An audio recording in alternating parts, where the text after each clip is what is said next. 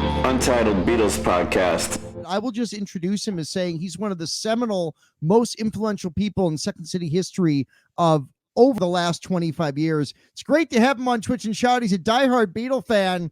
Kelly Leonard's with us. Hey! Hey, guys. How's it going? Hey, Kelly. How are you, man? I'm good. Good to see you. Good to see you. Great seeing you, too. So we have a lot to talk about. Before we kind of get into this, what's in your hand? And I've asked you that question many times. Many times. I found this. It's a 45, Apple 45 Jet, and on one side, and Pneumonia? Let me roll it. Oh. Isn't that weird? Isn't that a weird? It's like a double A almost, huh? Yeah. Yeah, I've never seen that one. Where do you think you got that? Well, my dad was a radio guy, so I have probably 35 Beatles 45s in addition to all the first, albums. So yeah. Oh, that's awesome. I was going to bring up your father, the legendary Roy Leonard, legendary Chicago media guy for what, Kelly, half a century? I mean, yes, Roy was 33 years or so. And it's funny, we had this framed cartoon. It was an ad for his radio show. And I now own it. It's down in my living room. And it's a older guy walking by two kids. And then the kids are saying to each other, my dad listened to the Beatles for 2 hours on WGN. Now he thinks he knows everything. Speaking of which, I'm not going to play the whole video, but I got this great screenshot of your dad interviewed McCartney during his Give My Regards to Broad Street. Did he do a press tour? Is it in Chicago? Yeah, they did a junket in Chicago. Wow. This is on YouTube, by the way. And it's great to see, like, at what point your dad and Paul have like a nice connection with their eyes. I mean, your dad met so many famous people being in media forever, but do you recall him telling you was meeting Paul one of those extra special interviews? Oh, sure. Yeah. Well, our big story was in 1976, the Wings Over America tour. I'm the youngest of six boys. Roy got tickets for all of us. And then we all went backstage and got to meet Paul. Wow. And then because I was the youngest, he gave me his Wings necklace and put it around my neck. Wow. Well, that's hilarious too, because that's like a thing like with the pilot would give you the wings if you're flying on an airplane. Yes, they would. And I also remember just Joe English, the drummer, was so drunk they were playing darts and they told us to move because he was probably going to hit us. And didn't he get born again? I think he got born again. Well, you got to hit that bottom or whatever, right? You got to hit that bottom. Yeah. So it was him and Jimmy McCullough who OD'd. Yeah. And I didn't see Denny. I did see Linda, but we just talked to Paul. It was very brief, but it was like the coolest moment of my life. And then Roy interviewed him a few times, and he interviewed George a couple of times in Ringo. He never interviewed John. Yeah. I don't think John came to Chicago much. Mm-mm. Yeah. Before we move on from this, there's one more picture I want to show that, Kelly, when I shared this with you a couple of years ago, I don't even think you knew about this, but I was burning all my DVDs into digital files, and I came across on the John Lennon Imagine DVD. It's hard to see here, but the pull quote reviewer is Roy Leonard on the Imagine movie DVD, which is the Andrew Solt. This movie changed me in 1988. I was already deep in the Beatles, but seeing this at the 900 North Michigan theaters and seeing those clips and all that sound, hearing Real Love for the first time, and the DVD release has the pull quote review from your dad. How does something like that, I mean, is that just happenstance? Like, how do they pick, in a world of all these critics, Roy Leonard is picked to be on the back of this DVD? I would imagine the Chicago market is probably the one that's the easiest to hit both coasts and the center.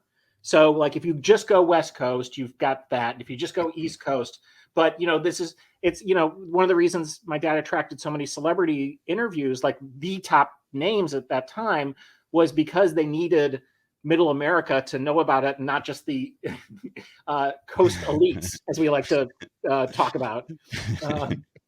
So I think that was probably the strategic move, is my guess. Whatever it is, it's awesome. I mean, Yeah. I didn't notice it till I burned the CD. And again, that's for a certain generation. That's a very important. That's almost like the Imagine John Lennon film was to Solo John what the Complete Beatles was to the Beatles for many of us in the 80s. Yeah, it's a cool legacy, and my dad has a few gold records based on helping either make something happen or promote it. And it was his producer, Pete Marino, who basically sampled, before sampling was a thing, Neil Diamond and Barbra Streisand each doing You Don't Bring Me Flowers, and he made it a duet, and people went nuts for it. So then they recorded the duet, became a gold record. Wow. And so both Roy and Pete got gold records of that. I didn't know the story behind that. That is awesome. I just thought they worked it out. Wow. No, it was Pete's idea. He did it, and then Mashup. Pete Marino, as big a Beatles fan as anyone in this little screen room here. He named his kids John and Paul. Wow. Oh, wow. Maybe he loves the Pope. You know, he's Italian. You think he has to? So how did you? Because you're his mom. Exactly. You're a little older than we are. What was your? So you grew up. Thank you for kind that. of. Well, I just wanted to let's have an age off. I'm 55. I'm a 55-year-old man who just had a hernia surgery. So yeah, how you feeling? I'm okay. It's not. You don't want one. I don't recommend it. Like, don't do it for fun. Good to know. See, I'm kind of bored this winter. Okay, good. Yeah, but yeah, it was a week ago Monday, and I'm doing okay. But what was your question, Teach, before we went on the age wrap? I want to know more about getting old. I mean, I just want to know more about no, not good. I'm not that much younger than you, and I'm feeling it too. Getting out of bed is a struggle now. No. That's mostly depression. Let's talk a little bit about how you got into the Beatles, because you came of age kind of toward the end of the breakup and all that. What's your entry? I was born in 1966, and as I say, I'm the youngest of 6 boys. So start with all the music that gets passed down. And what was hilarious about a lot of our record, so the rule was every Friday my dad would come home with a stack of albums and a stack of books. And it went from oldest to youngest in terms of when you got to be able to be picked. So I love the Beatles, but a lot of the albums I was getting in the sort of seminal period here was like Joe Jackson, Elvis Costello, because they didn't know who these people were. So then my brothers would be like, hey, I'll trade you all my Eric Clapton records and I'd be like, okay. And then I'd get the CD later, because then that turned out. So I have a really great, massive 60s, 70s record collection, and then a massive, once CDs came out, of more modern music. But the Beatles were just like, I don't know, like everyone in my family liked them. My dad, like WGN did not play music except for my dad's show. And he got a lot of good response to this stuff. And I, again, seeing McCartney when I was 10 years old and meeting him, and sort of obsessing over any movie that would come out or any of the solo projects. I was just like this. I think, and we've talked about this. Paul was my favorite from the beginning, and the solo career I always thought was really interesting. Not that it doesn't have its missteps, and I do think "Wonderful Christmas Time" is maybe one of the worst songs of all time. It's a polarizing song. See, I like it. I don't mind it. But I like a lot of the cheesy stuff. I mean, that I'm fine with that. I think Ram is probably my favorite album. Yeah, man. Yeah. But yeah, so that, and I played music and I wanted to be a musician. That was my first, I thought I was going to be a songwriter. And so that was also learning the songs, which I had all the song books. Teach, I imagine you had this as well, was, great. And I remember my brother Kent played me Blackbird on the guitar. And I was like, and he used to he had the prettiest girlfriends. And I'm like, I think this is what you do. I mean, let's face it. That's why, Paul just said that in that Fresh Air interview. The reason they started a band was to pull birds. Or whatever, pull birds. That's what Blackbird's about, pulling birds. That's exactly what it's about. See? That and racism. Potato, Which I still potato. don't really understand. Which I still don't really understand. I kind of think he just made that up afterwards, but whatever, that's fine. I wonder. Yeah, I wonder. He's Lyrically, allowed. it doesn't. No, but it kind of does. But if John's allowed to say his songs are about, like, that's the thing. Like, we spend so much time analyzing Paul lyrics when John got away with lyrical murder a lot of the time and called it poetry. So, And beat his wives. So, there's that. We'll be right back on Twitch and Shout. Fuck, we talked about this. Oh, we're no commercial break. Okay. We're not going to legislate that memory. Well, it's John Lennon was complicated. Tony and I talk a lot on this show about Yeah. Run for Your Life, and otherwise, Rubber Soul is probably my favorite album. And then you get to the last track and you get a little, when you really understand that track.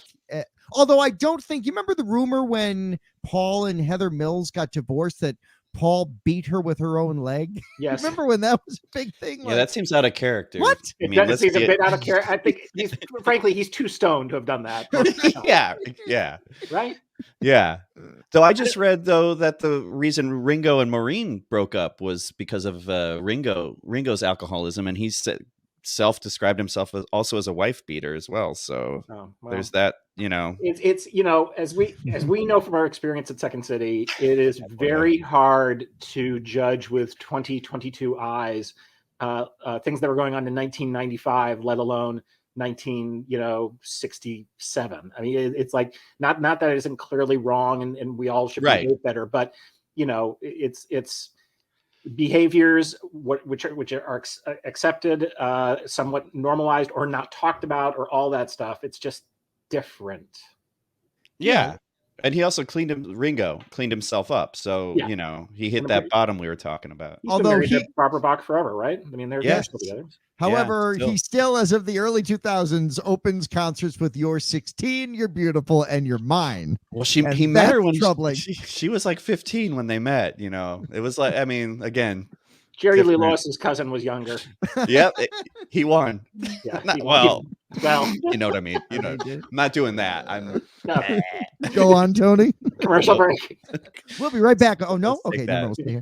Kenny Rogers Roasters. It's our sponsor. We I wanted to make sure you'd seen Get Back, and you said when you responded, you wrote, obviously I've only seen it once. I think Tony's watched it a couple times now. But what was your did you have, like, in addition to kind of a top level view of this, did you have one holy shit moment? I had a number of them. I kept calling my wife Anne up, like you've got to look at this. They're writing "Let It Be." They're writing it in the moment. So the two were that, in terms of like the song evolving. But then the other thing, because I'm a huge fan and I saw him solo in concert, was the minute Billy Preston shows up. Yes, and you're like, oh, and here's the other overall thing about that: the access that we've never had to watching that stuff was unparalleled. And watching creativity work, we're all in that industry, and we do get to be in the room when things get made. But it's the Beatles; it's a little bit different. But the fact is, like, they like each other. They don't hate each other, but they're like brothers, and so there's going to be shit.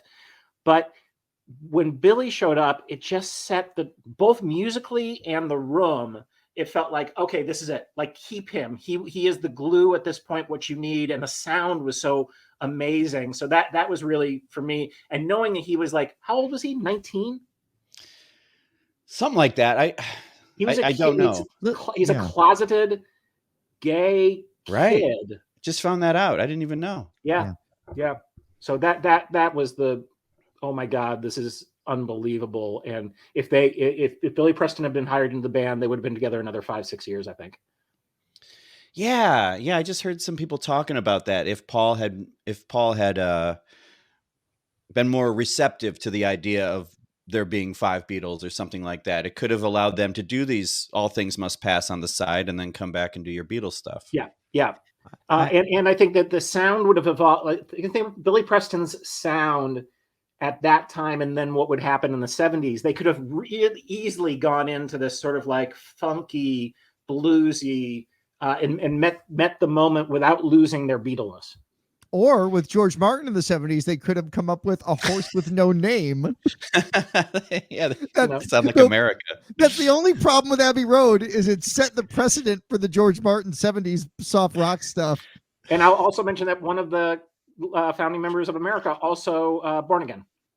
Oh, is that right? Yes. I don't know which one.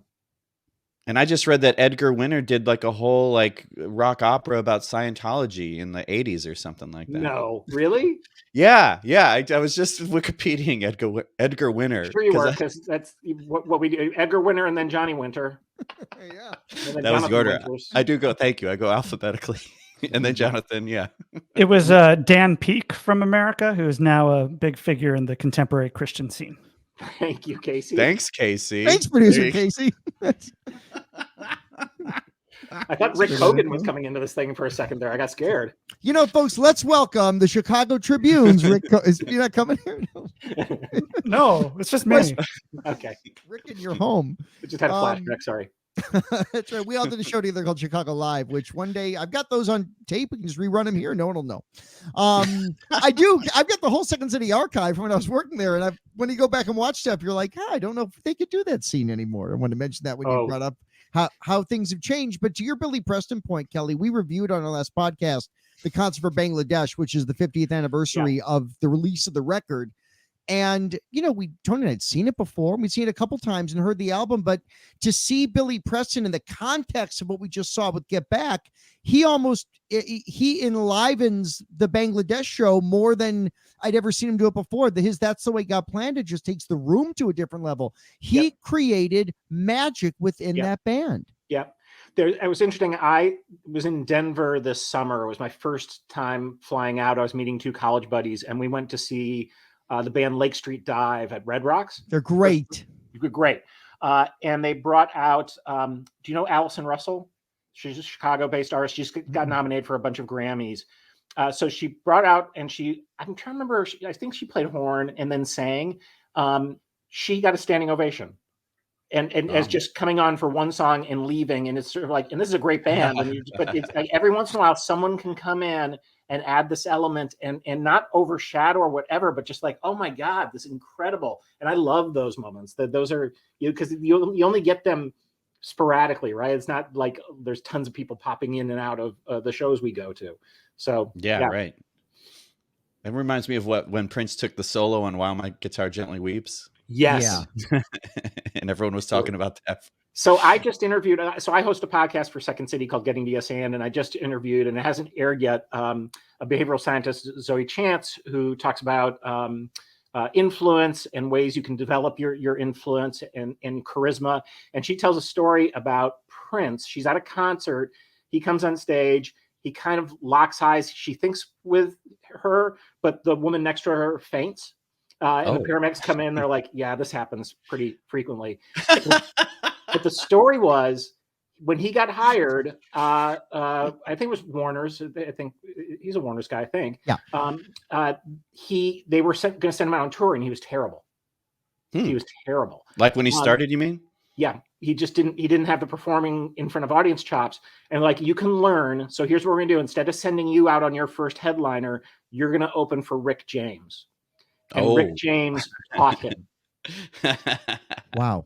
Sure. And it makes sense when you think about it. You're like, oh, Prince is artistic and Rick James is fucking like cool, like stage vibe. Yeah. That's unbeatable. So he just developed by watching and practicing and then making those moves. I'm Rick James, bitch. Wasn't that what he said? That's right. What was cool about that Prince performance too was watching like Tom Petty and Jeff Lynne, two fits of the Trevin Wilburys playing alongside with Prince, by the way, and watching their jaws drop. Yeah. At him soloing. That's what I love more than anything. It's a little bit like the Beatles smiling when Billy Preston's playing those parts. Like you pointed out early in the show, Kelly, even when the Beatles were breaking up, they still loved each other. They were still the best of friends. They were still brothers, even with all the differences. Oh, yeah. And Billy Preston kind of helped push that energy to the forefront. Yeah, totally. I'm curious for you two. What did you, having watched it and seen Yoko basically just sitting at the feet of John every single second of every moment, what did that evoke for you? Was it more sympathetic or was it more angering? What was it? I'll go. I mean, I found it baffling at first. I also, it wasn't a surprise, but just to see her, there's that moment when George is trying to figure out something with an acoustic guitar standing right there. This is later on, I think, in episode 3, and like Yoko's just like looking off as like she's listening, like she's as bored as can be. And I'm a Yoko defender. I love Yoko. Sure. I did Grapefruit and Approximately Infinite Universe and these things. I did Grapefruit, my favorite song on All Things Must Pass. Original draft, but not the best one, Not the best one. But I found it, or with her reading the paper, my wife called it clipping coupons. Yes. Like while they're creating masterpieces. Mm-hmm. I found it strange. Yeah, but it didn't piss me off. And I also loved when when Linda brings Heather in, her daughter in, Mm-hmm. and witnesses Yoko doing her screaming bit for the first time, and then she starts to do it. To me, it was kind of cool. Yes, that was cute. It was very cute. Yeah, it was really cool. I'm But not I a did Yoko find it hater. strange. I'm not a Yoko hater either, but I also, again, being someone who's had to be somewhat in charge of creative rooms, recognizing that if you bring a human in who is not connected to the creating and yet is attached to the other creator and no one else has, it just to me doesn't make sense. I mean, it definitely affected the dynamic for sure. Yes. But that had happened around White Album, so we get to see them. It's not a shock. They're kind of like used to it by this point. Yeah, And they almost ignore her as the way she's ignoring them. Right. But I completely agree with you about the element in the elephant's memory in the room. Mm-hmm. Exactly. Where I kind of softened on Yoko a bit is watching Paul kind of give his tacit approval. He even said at one point jokingly, what are they going to say in 50 years we broke up because Yoko sat on an amp? The way Paul handles Yoko with such grace and such respect, it's not like and if there is shit talking Yoko, Peter Jackson and the Beatles coffers left it out. But there's a lot of acceptance, and that's what was telling and instructive to me in the Yoko story and how she fits. It should firmly dispel Yoko breaking up the Beatles should be terminated, and Alan Klein should be thrown It's up Alan to the Klein very broke top. up the Beatles. Yes, 1,000%. Yeah, money. And Brian dying, and they needed that extra, because look, I mean, the whole premise of what they're doing is ridiculous. This idea that like, hey, we've got this month, you've just completed this incredible album, I'm sure you can just come up with all these songs, like, and they're like, okay, it's like, you don't have to say okay to that, right? Brian Epstein is not going to say okay to that. No, yeah, it's impossible. It's an impossible task. The White Album took them 3 months or whatever in India to come up with that, and they want, it's impossible. And they're writing half of Abbey Road at the same time. That's what's so ridiculous. I know you're hearing it. Oh, Maxwell's Silver Hammers. Okay, fine. Yeah. Another Day, backseat of my car. Like, Another day. That's right. Lennon, Give Me Some Truth. Yeah, yeah. It's cuckoo. Yeah. We talked a lot on the show, Kelly, about, and I'll mention again, my oh shit moment was the cafeteria conversation, was hearing John and Paul speak in their own voices about the dissolution of the band. Chilled me. There was something about it. It's like what you imagined and had wanted to hear for 50 years, you finally got to hear. And that's, Peter Jackson didn't just create art. He created an improved final chapter of Beatles history. That's what's so important about this film. Yeah, that's right. I mean, it's incredible storytelling. And if one knows Jackson's work, which is beyond the,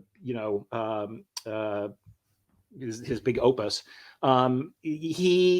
this is what he's in the business of. He's in the business of epic stories that get drawn down to little moments between humans often. And so I think that like only someone like him could do this. I mean, the guy who's got like the authentic canon that they're going to use for like, oh, I got one of those. Do you know about that? Wait, what? In the war movie that he did recently. They only use like artillery from that era. And so one of the cannons was like this. Oh, was a specific cannon? He goes, I have one in my backyard. They brought that one over. Just in case. Yeah. So I just think it was the right guy at the right time. TJ, I don't know if you're listening to Mark Caro's podcast, but it's called Caro Pop, and he's Pretty great. Former Chicago Tribune writer, friend of ours. He was on the show, Kelly, on our first week. Yeah. He just interviewed the photographer who took all the pictures during that session. And it was a really interesting. And this guy purposely didn't try to make friends with the band because it's like he didn't need them smiling. He wanted authentic moments. So also having that POV of like, oh, you just saw this whole thing in a whole other kind of way as you're standing as close as Yoko is to John, to George and Paul when they're doing their thing. Yeah. Yeah. And also to go ahead. Go on, Toad. No, please go on. I was just gonna say, like, he's also, because he does the opus, the epics, like he's now opened up that whatever Pandora's box to create longer. Maybe we'll get a longer anthology cut in the coming years. You know, it's been shown that we can endure and enjoy and want more after 8 hours. So, well, I think the fact that it can go to television where you can kind of watch it over a period of time. I thought we were done with surprises with the Beatles. Like, we all know we're going to be hearing Prince music for about another 20 years based on what I think is in the vault. Yeah. That gets worked out. Crazy vault. Yeah. So we know that, and I'm excited about that. He released 5 albums a year while he was alive. He's got the Paisley Park catalog is 1,000 records deep. Yeah, I think Neil Young is similar, and I think he's got another rockabilly album coming here. I hope. That was my favorite period. I had to endure one of those concerts at Alpine Valley Music Theater, and it was just like, oh, Great Zuma too. Oh God, so terrible. But yeah, so I just thought we were done. I thought we had seen everything that they could possibly. So to get this kind of massive gift was incredible. And then also, I think as older human beings now, as we started this podcast, there's a different level of appreciation for like, oh, I can see what's going on here, and I'm going to watch this with wiser, more sympathetic eyes, and also emotional. I mean, there was like I welled up watching this thing numerous times. Yeah, for sure. Yeah, I know exactly what you mean. For before we let you go, Kelly, for not just guys, but for people our age who also are Chicago sports fans, the pandemic kind of began with The Last Dance, which was for Bulls fans, obviously far more recent, but for Bulls fans, what this was for Beatle fans, and to love both, to be a 90s Bulls fan and a Beatles fan. What a 2-year span. Pandemic. Not bad. God bless this pandemic. Congratulations, those of you who've not been vaccinated. You're really giving us gifts. Joining my dog and the people who are very pro-pandemic. In fairness, your dog wears a Q t-shirt. Avenue Q. Big fan of the Mercury Theater production. Not the other Q. So Kelly, before we let you go, and I hope you'll come back and talk Beatles with us again. Oh, for sure. Because you know so much, and we love to talk to you about this stuff. What's your favorite Beatles album, and what's your favorite Beatles song? Does it have to be a single? What album you want to hear the most? What song do you want to hear the most? So that it's either Revolver or Rubber Soul. I don't know. I think those two. Mid period. Yeah. And For No One. Wow. Yeah. The track. Yeah. Yeah. Alan Civil. It's very funny because my wife I make a lot of playlists on Spotify. If you want to follow me, there's a lot. And she always is like, it's always got to include Beatles covers. And there's a lot of terrific for No Ones. The other my favorite Paul song is Junk. Yeah. Elvis Costello produced an album with Annie Sofiater, the opera star. And she does this medley, which includes Junk, and there's a Tom Waits number I think there as well. That's really beautiful. So I like seeking out other people sort of interpreting that stuff as well. I want to say For No One is just Paul and Ringo with Alan Civil with the horns. That's it. Yeah. That's a beautiful song. And it's probably because it's something that really sat with me during childhood as always being a favorite, but there is so many others that I could, throw out there, but that's probably what just popped into my mind right when you asked the question. Well, Kelly, yeah. Tony's favorite McCartney song across the board, of course, is Sea Moon. I do like Sea Moon. But not Sea Moon over Take It Away. That's what's going to break. That's what's going to Siskel and Ebert us. Is I'm team Take It Away and Tony's team Sea Moon. Kelly Leonard, check out his podcast, Getting the Yes And. Kelly, you are great, and we're both so happy to talk to you. Thanks for joining Twitch and Shout. We'll see you again soon. Bye, guys. See you there. Untitled Beatles Podcast. Like and subscribe.